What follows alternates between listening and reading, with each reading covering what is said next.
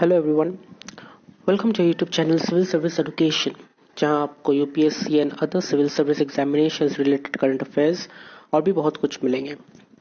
आज का हमारा टॉपिक है current affairs of 30th October 2020। Number 1, PLA upgrading troops quarters ahead of winter. China's People's Liberation Army on Thursday outlined plans to upgrade the living condition along the border of its troops in high altitude areas through the winter, suggesting that it was preparing for a long haul amid continuing tension along the line of actual control. China के people liberation army ने PLA ने Thursday को फैसला लिया है कि वो लोग अपने जो हाई एल्टीट्यूड एरियाज में जैसे कि सियाचिन ग्लेशियर, जो कि बहुत ऊंचाई में जो बॉर्डर्स होते हैं, वहां पे वो लोग अपना ट्रूप्स को अपग्रेड करेंगे और वहां के रहने लायक लिविंग कंडीशंस, रहने लायक सुविधा देंगे ताकि वो लोग बॉर्डर में ज़्यादा दिन तक रह सके।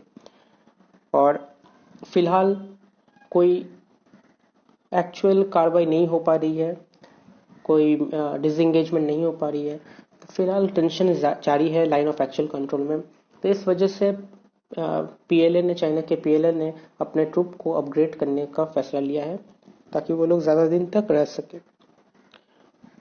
Talks between the corps commanders discussing disengagement on the LSC have made little progress after 7 rounds, with an agreement to not add troops but to continue in settlement or any consents to disengage. Corps commanders के बीच में जो बातचीत हुई है, 7 rounds के बाद एक नतीजे पे दोनों पहुंची है। डिसएंगेजमेंट तो हुआ नहीं है, लेकिन उन लोगों ने एक नतीजे पे पहुंचे कि वो लोग अब से और ज्यादा ट्रूप्स को और ज्यादा सोल्जर्स को तैनात नहीं करेंगे, जो है उतना ही रहने देंगे और एक्स्ट्रा सोल्जर्स नहीं लगाएंगे, और जो सोल्जर्स है उन लोगों को अपग्रेड करेंगे ताकि वो लोग अपने ठंड एरिया में रह सके, उनको अपग्रेड करेंगे। That's it. Next point, lowest core sector shrinking since March. India's 8 core industry sectors shrank just 0.8% in September on a year-on-year basis, recording their lowest contraction since March 2020, with electricity and steel output clocking positive growth for the first time since March and coal production rising for the second month in a row. India के 8 core sector मात्र 0.8% से shrink किया है, घटा है सितंबर में। अगर मार्च से तुलना की जाए तो कॉन्ट्रैक्शन हुआ है, लेकिन बहुत लो कॉन्ट्रैक्शन हुआ है।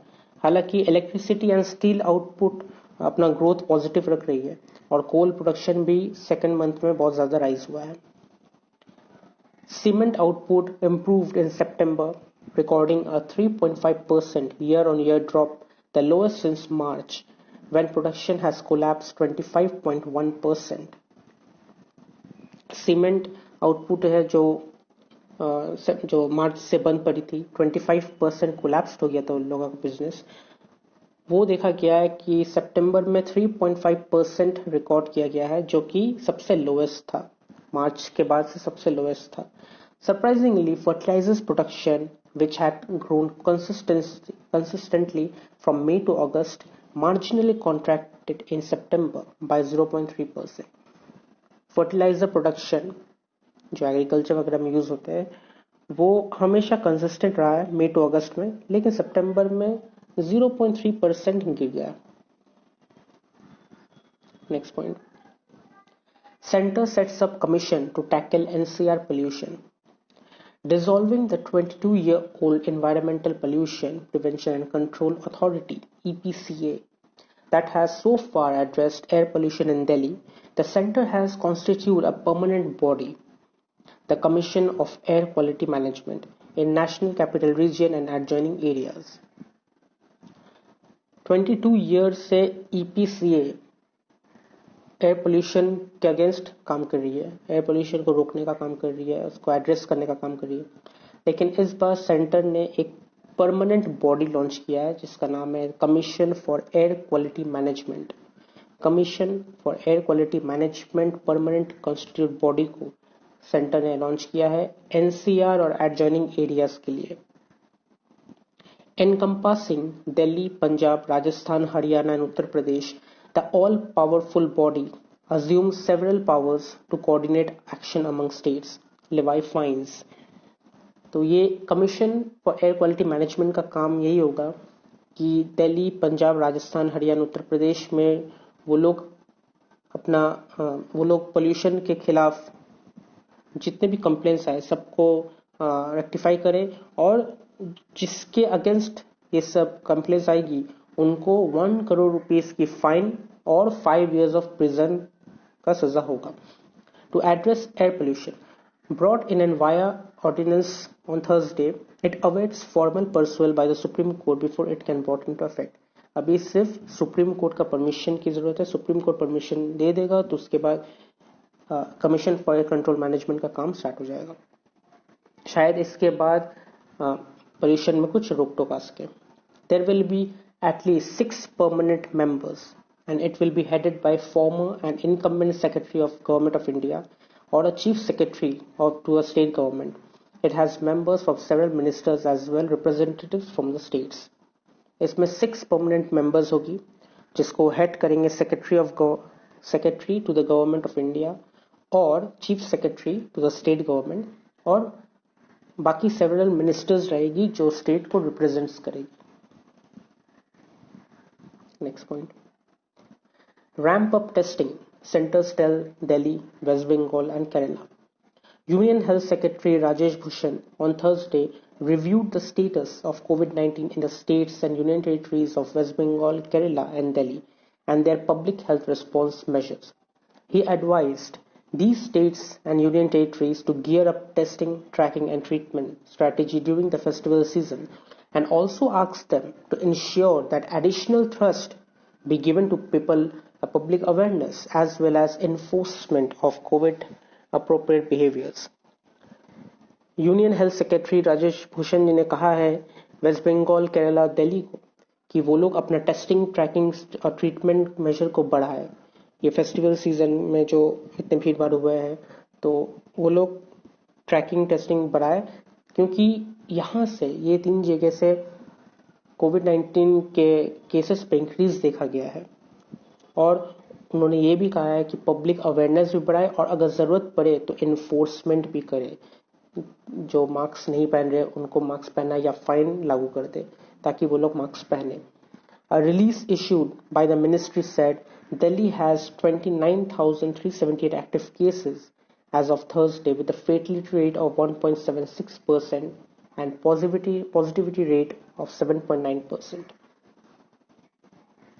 Next point. Fiscal deficit widens to 9.1 lakh crores. The fiscal deficit continued to soar in September to reach 9.1 lakh crores or almost 115% of the budget targeted of 7.96 crore for 2020-2021 as per data from the Comptroller General of Account. जो budget target किया गया था 7.96 करोड़ का 2020-2021 का वो fiscal financial deficit पार कर गया 9.1 लाख करोड़ तक. The revenue deficit hit 125.2% in the first half of the year. Year के फर्स्ट हाफ में ही रेवेन्यू का नुकसान हो गया आपका 125.2%. और एज वी नो ये सब कोविड-19 की वजह से हुआ है. With revenue receipt continue to suffer in view of lower economic activity. Economic activity कम हो गया कोविड-19 के कारण से और उसके वजह से हमारा जीडीपी भी गिर गया और हम लोग को रेवेन्यू का नुकसान हुआ है 125.2% से. Next point. Register complaints on green Delhi app. Delhi CM Arvind Kejriwal Thursday launched a Green Delhi mobile application for residents to help control air pollution activities in the city. The app lets people register complaints against activities such as waste burning, dust emissions from construction work, polluting vehicles and industrial pollutions, among others. It is available only on Android smartphones at present, but the government is trying to expand it to iOS as well, Kejriwal said. Delhi के CM Arvind Kejriwal ji ने एक नया application, mobile application launch किया है जिसका नाम है green Delhi app. इसके द्वारा जो रेसिडेंट्स है दिल्ली के, वो एयर पोल्यूशन एक्टिविटीज के अगेंस्ट कंप्लेंट दर्ज कर सकते हैं। अगर उनको कहीं देखा गया कि खुलेआम वेस्ट बर्न किया जा रहा है, या फिर कंस्ट्रक्शन वर्क से बहुत ज़्यादा डस्ट एमिशन हो रहा है, बहुत ज़्यादा धूल आ रही है, या फिर कोई व्हीकल से पोल्यूशन ज़्यादा हो रहा है, इंडस्ट्रियल पोल्यूशन हो रहा है, तो इन सबको रोकने के लिए दिल्ली गवर्नमेंट ने ग्रीन दिल्ली ऐप लॉन्च किया है, ताकि रेसिडेंट्स ऑफ इंडिया को या रेसिडेंट्स ऑफ दिल्ली को ये सब अगर कुछ दिखा तो वो लोग कंप्लेन करेंगे। The app was launched even as Delhi's overall air quality index entered the severe category with a reading of 402. Next point. October-December 2019, urban joblessness eases, labor activity rises. Unemployment rate in urban areas continued to ease to 7.9% in October-December 2019 over from 8.4% in July-September 2019. जुलाई-सितंबर में unemployment rate urban areas में 8.4% था, जो कि अक्टूबर-दिसंबर के महीने में देखा गया कि वो कम हुआ है, 7.9% पे आया है। 8.9% इन अप्रैल-जून था, वो अक्टूबर-दिसंबर 2018 में 9.9% था, जो कि अप्रैल-जून 2019 में 8.9% हुआ है। The quarterly periodic labor force survey released by the Ministry of Statistics and Program Implementation, ये डेटा PLFS की तरफ से रिवील की गई है, पीरियोडिक लेबर फोर्स सर्वे, जो ministry of state statistics and programme implementation collect करते हैं।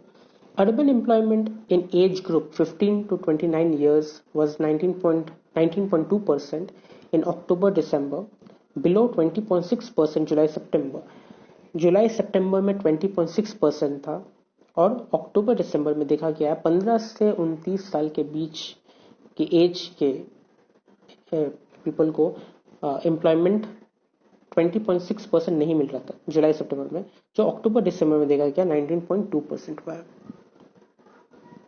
Next point, less pollution, more soil fertility. Stubble burning refers to the practice of farmers setting fire to plant debris that remains in farms after harvest.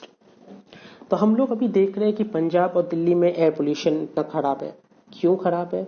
Stubble burning की वजह से। जो पंजाब हरियाणा में खेतों में जो बर्न किया जा रहा है, उनके वजह से ये एयर पोल्यूशन इतना खराब हो रहा है। लेकिन हम लोग ये जानते नहीं कि ये क्यों जलाते हैं। ये जलाते इसलिए आफ्टर फार्मिंग जो उन लोगों के प्लांट के डेब्रीज, जैसे कि प्लांट के जो हम लोग को नहीं चाहिए होता है, वो रह जाता है, जो डेब्रीज रह जाता है, उसको फार्मर्स लोग अगले साल, ताकि वो लोग फिर से जल्दी फार्म कर सके, तो वो प्लांट डेब्रीज को वो लोग जला देते हैं। और जलाने का ये फायदा है कि उन लोगों का फार्म बहुत जल्दी खाली हो जाएगा। Burning the farm is better for them, यही कहा जाता है। उन लोगों के लिए ये स्पीड वर्क है, जलाना ही स्पीड वर्क है, क्योंकि उन लोगों के पास कोई ज्यादा अच्छा मशीन नहीं है जो वो लोग यूज कर सकते हैं ये डेब्रिस को हटाने के लिए। Before the 1980s, farmer used to till the remaining debris back into the soil after harvesting the crops manually. 1980s में फार्मर्स लोग क्रॉप्स को मैनुअली अपने हाथों से हार्वेस्ट करते थे। तब कोई मशीन नहीं था, हाथों से हार्वेस्ट करते थे, और जो डेब्री रह जाता था उसको सॉइल के अंदर ही घुसा देते थे। लेकिन फिलहाल जब वो लोग मशीन यूज कर रहे हैं, तो ऑब्वियसली इतना बड़ा खेत है कि वो लोग हाथों से या मतलब मैनुअली वो लोग डेब्रीज को अंदर नहीं घुसा सकते, इसीलिए वो लोग जला देते हैं। The origin of stubble burning can be traced to the advent of green revolution and mechanized harvesting. और ये स्टबल बर्निंग स्टार्ट कब हुआ? स्टबल बर्निंग स्टार्ट हुआ है ग्रीन रेवोल्यूशन के बाद से। ऑब्वियसली पहले मेहनत होता था, मशीन आ गया, वो मेहनत चला गया, और सब इजी वे ढूंढने लगे, इजी एंड फास्ट वे ढूंढने लगे, जो कि खराब नहीं है। That is good to learn fast way to do things, but you have to keep in mind कि आप अपना environment को भी संभाल के रखें. आप स्टबल बर्निंग कर रहे हैं, लेकिन ये आपके environment को बहुत ज़्यादा नुकसान पहुंचा रही है. The Green Revolution increased greatly rice and wheat production and simultaneously increased stubble post-harvest. However, the popular combined harvesting techniques was not efficacious as machines left behind 1 foot tall stalks. Machine जब use कर रहे तो हाँ वो ज़्यादा effective होता नहीं था, क्योंकि वो अपने पीछे पहाड़ों का ढेर डेब्री जमा कर देती थी. अब उसे जलाने के अलावा और कोई रास्ता ही नहीं था. तो इसे रोकने का एक तरीका है गवर्नमेंट ऑफ इंडिया को अच्छी मशीन्स इंट्रोड्यूस करना पड़ेगा या प्रोवाइड करना पड़ेगा फार्मर्स लोगों को, जो वो लोग अपने डेब्रिस को विदाउट बर्निंग हटा सके, डिकम्पोज कर सके. और डिकम्पोज करने से क्या होगा, सॉइल की फर्टिलिटी बढ़ेगी, सॉइल अच्छा होगा. तो it's good to use machine to decompose the plant debris. और ये अगर किया जाए तो पोल्यूशन भी लेस होगा और सॉइल फर्टिलिटी भी बढ़ेगा. Next point, gaps in learning. In the year of severe disruption of school caused by the COVID-19 pandemic, students in rural areas have received only marginal assistance in form of structured learning material from teachers. COVID-19 pandemic की वजह से school बंद हो गई. बहुत students हैं जो पढ़ नहीं पा रहे हैं, जिनको असिस्टेंस नहीं दिया जा रहा है टीचर्स लोगों से, जो स्टडी मटेरियल्स नहीं मिल रहे लोगों को. और annual status of education report से ये देखा गया है कि गवर्नमेंट को ये चीज़ ठीक करने में, फ्यूचर में ये चीज़ ठीक करने में बहुत ज़्यादा तकलीफ होने वाली है, क्योंकि बहुत स्टूडेंट हैं जिनको एडमिशन नहीं मिली. अब एडमिशन 2 रीजन से नहीं मिल सकती है. एक, अगर वो लोग पिछले साल ड्रॉप आउट किए थे, और सेकेंड इज ड्यू टू कोविड-19 एडमिशन कहीं हो नहीं रहा है, क्योंकि सब स्कूल बंद है, कैसे एडमिशन होगा. और एक बाधा जो स्टूडेंट्स लोगों के बीच में आ रही है वो है online education. As we all know, government ने कहा है कि डिजिटली सबको पढ़ाए, लेकिन बहुत ऐसे स्टूडेंट हैं जिनके पास स्मार्टफोन्स नहीं है, स्मार्टफोन्स लैपटॉप्स नहीं है. और अगर जिसके पास है भी तो वो इतने भी अमीर नहीं है कि वो अपना फोन में प्लान भर सके ऑनलाइन एजुकेशन के लिए.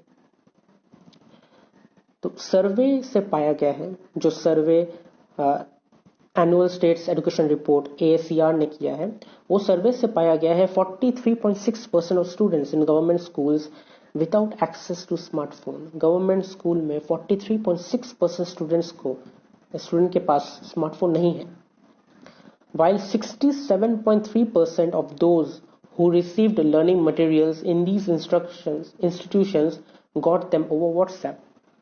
और ये भी देखा गया है कि 67% जो गवर्नमेंट स्कूल के स्टूडेंट्स पढ़ रहे हैं, उन लोगों को learning materials, study materials WhatsApp के थ्रू मिला है इन PDF फॉर्मेट्स. तो ऑब्वियसली 67% अगर व्हाट्सएप के थ्रू दिया गया है तो 43% के पास स्मार्टफोन ही नहीं है, तो वो लोग कैसे पढ़ेंगे. Underscoring the role played by gadgets and connectivity, on the other hand, only half of the children got help with studies at home. A third got materials from teachers and nearly 60% used textbooks.